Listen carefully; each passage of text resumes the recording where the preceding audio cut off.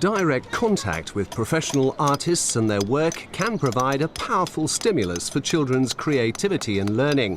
It's certainly done so at Merridale Primary School in Wolverhampton. Here, Year 4 pupils are finishing off a stone carving outreach project with Craig White, an art interpreter and sculptor from the city's art gallery. We wanted to broaden the children's horizons when it came to artworks. We didn't know what they actually thought about art or the topic that we were going to investigate or explore. So we really wanted to stimulate their minds. The whole way that the project got started was that our head, Simon Lane, and Merridale itself, all the staff were keen to get to know what was going on in the local communities. And we found that the art gallery was actually part of an outreach project. The work at the school was inspired by an earlier visit to the gallery. In preparation for the visit, well, we talked about portraits and those sculptures, and we looked at sculptures around the school. I mean, we've got beautiful willow sculpture outside, and we've got lots of woodland. We had a look at their shapes, and we went outside to sketch those as well. We tended to, before we went, ask them to write down what they expected to get out of their tour and their visit, what questions they might like to ask the artist. Merridale School has worked with us before. We've done a project, Creativity in the Curriculum project with them during the last academic year, and we've offered them another project this term. We've got 2D and 3D projects that we do with school groups. The Sense and Sculpture exhibition was set up about 2.5 years ago. All of the pieces are interactive and all of the pieces can be touched, and there are braille panels for people with sight impairments. It's also accessible by people who just want to come in and see something and be able to touch something. This is Sensing Sculpture, and this is an exhibition of pieces of artwork and sculpture that's specially been designed so that you can touch and feel things. Remember before I said that you can't touch things in galleries, we're not allowed to touch the pictures. Well, this exhibition has been specially set up so that you can touch things. You can walk around and feel the different textures and the different forms and different parts of the sculpture. And today what we're going to sort of have a look at and what we're going to go around is sort of feeling all the different things in here and feeling the different textures and feeling different things to help you when we go back to school. Yeah, the main advantage of this exhibition is sort of so different to anything they've ever sort of really done before, especially sort of being allowed to touch artwork. A lot of the, you know, virtually every other gallery sort of keeps you away from it, and there's barriers and things. When the children come into the gallery, it's such an exciting experience for them. The look on their faces when they actually see real pieces of artwork, real pictures, real sculptures. They can understand how the artist has made these sculptures and pictures because of the marks that the artist has left. And they really begin to get a connection with the artwork, which is so different to the reproductions that they have in school. We start off with a sensory cabinet that's got lots of sort of various different objects in there, and they sort of basically get their fingers warmed up and touch and feel and guess what objects are what in a cabinet without actually seeing them, and then they walk around and we get them feeling different surface textures like bronze and stone and wood and things like that. With the bronze one, there's lots of sort of quite easy spots, if you know what I mean, and then there's these sort of simple streaks, and then you see on this carving here, the wood carving, we've got sort of lots of gouge marks, and then with this hair here on this one, you see this granite work, the marble one, sorry, we have lots of fine lines carved into it. So if you all walk around and have a touch and a feel of each one and tell me what the differences are, if you had your eyes shut when you were touching it, what would be the difference between them? So see who can describe them to me. Many museums and art galleries now do have Please Touch exhibitions, but almost all of them will have handling collections.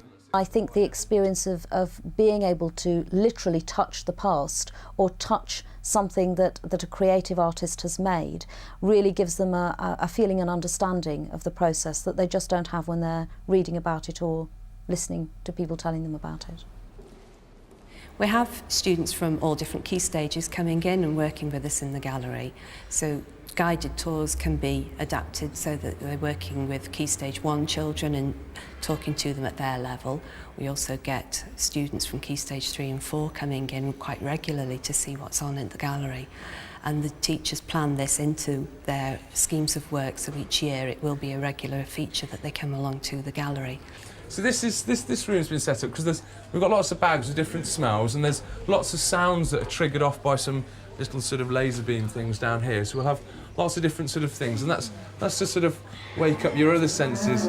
But it's a bit, no, it's not bad food, no. There's some spices and herbs and things. Each one's got sort of slightly different. So if you have a rummage around them, some of them might smell worse than others. The children come in and see the Sensing Sculpture exhibition. Not only does it cover the art curriculum, it can also be used to enhance the science curriculum.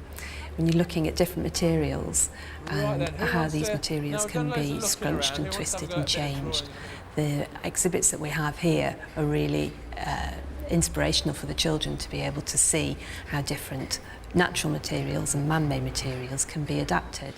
To finish off the session, the class makes rubbings of the different textures and materials on display in the gallery. Pupils take these back to school to use as inspiration for their own sculptures. We've been looking at sculptures and doing different textures and drawings. What was your favourite part of the gallery? Like getting the piece of paper and drawing and feeling. Why do you like visiting the gallery? It's fun and I like art. Something very stimulating for the children to have another speaker, and the hands-on experience for them is really beneficial, especially when we get back to classroom and they can go back and look at those different techniques that we were shown around the actual classroom and the buildings. A week later, Craig visits the class and gets them thinking about the shapes they're going to sculpt. So to get you started, we're going to do have a look at dreams. Okay, so you might have some ideas about dreams and stuff. And what I've brought in here is something which is Australian art. Have you heard of Aborigines? Their artwork, part of their some of their artwork and part of their cultures and the sort of stories and their history is called sort of relates back to something called dream time. And a lot of these pictures are to do with dream times and sort of ancient sort of ideas that are taken from their dreams and things like that. In this first workshop session, Craig uses his practical experience to help the pupils develop achievable ideas. I've got a spider with all its legs out. Now, if you made that out of stone, what do you think would happen to the legs? Too thin, they'd snap off, wouldn't they? So what we could do is, instead of carving all the stone away and leaving just the legs to sort of become weak and snap off, we could just sort of leave it on the stone. Working with Craig today, he brought in some pictures to show the children, and he talked about dreams and what the children might see in their dreams, and the children were asked to actually sketch those. Don't worry too much about them being sort of perfect or anything like that, because sometimes when you make mistakes, they might lead on to better ideas, so you never quite know what's going to happen. That's it. How are we doing? That's it.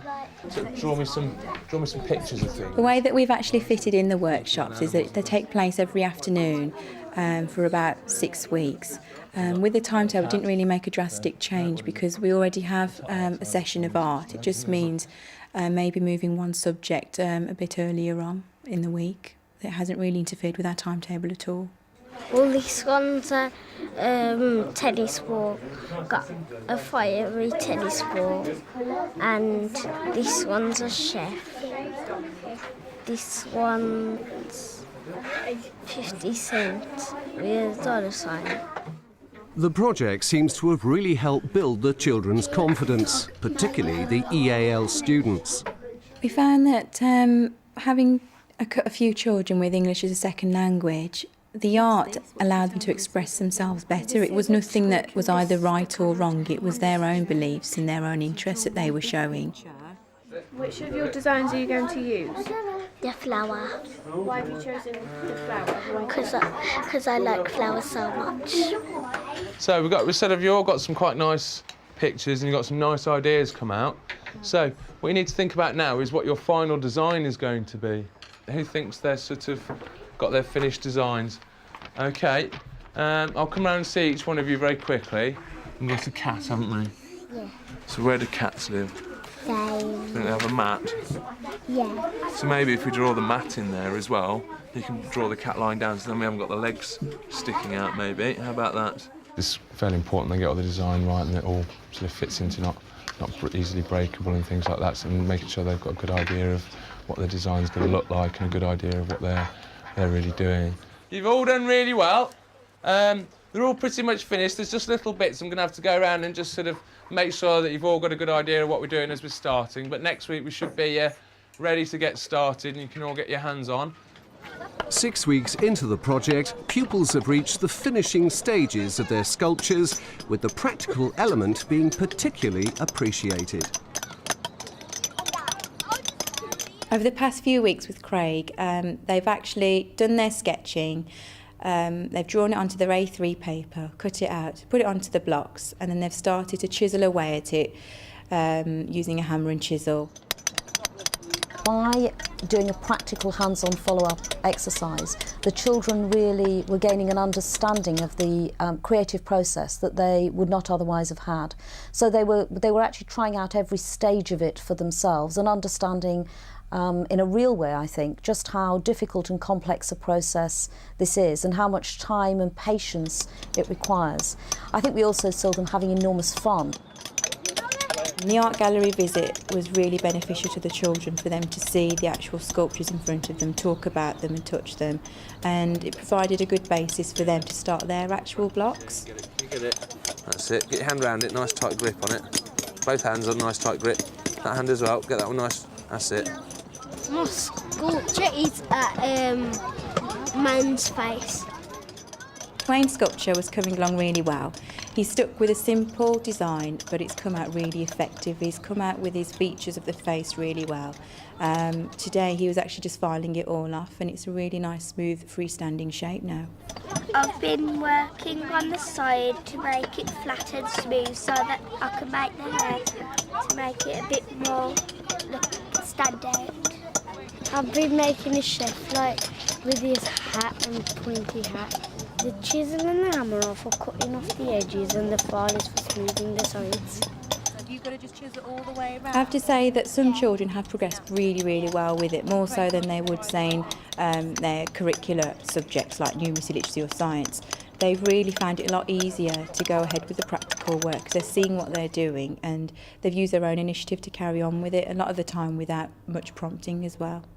You want your head to have a nice sort of sweep to it, don't you? So what we'll just take that off to get us started. So any big lumps, take them off with a chisel. Okay. The workshops and the art gallery are of great benefit to the children nowadays. When I was at school, we didn't really know where the art gallery was and didn't actually know that it was a fun place to be or a learning environment, or that these workshops happened. Having the opportunity to visit them now with the children and having a qualified artist come in and do work with them just really broadens their horizons and stimulates their minds. We will most likely evaluate the learning and what they have picked up from the actual visit itself and from Craig coming in to work with them. And we really do hope that at the end of the day that children have enjoyed the artwork that we've done and just seen that it's not just about drawing, that it's about doing some practical activities. I think the best bit is seeing where they started, which was just that block, and where it is now, and the fact that the children can feed back and tell you how they've actually created their finished piece. It's just nice to see that finished product at the end.